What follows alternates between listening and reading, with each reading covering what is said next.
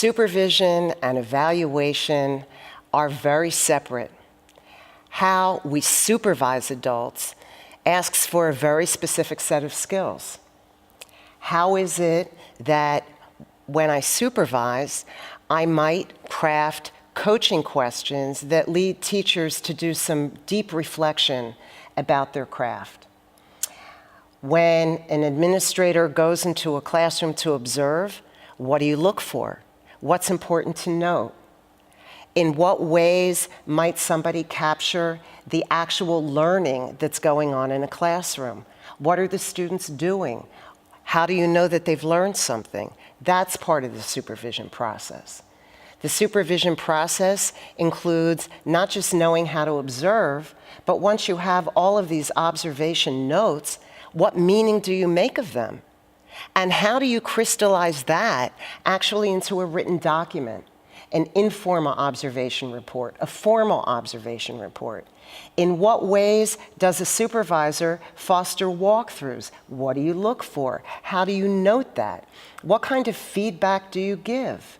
Skill sets having to do with descriptive feedback, skill sets having to do with written communication as well as verbal communication, skill sets that have to do with tone, body language, as this written and verbal communication is provided, are part of the skill set.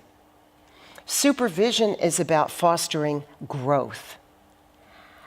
Ideally, evaluation is a subset of a growth process. Ultimately, people are evaluated.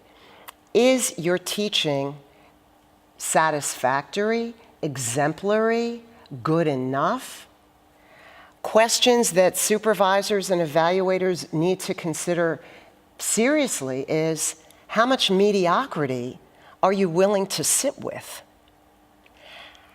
What is your expectation of the level of excellence and expert instruction that should be present in every single classroom? Ideally, it's the supervision and evaluation work that makes sure that there is a high level of skillful instruction that is present in every single classroom, in every single school, every day.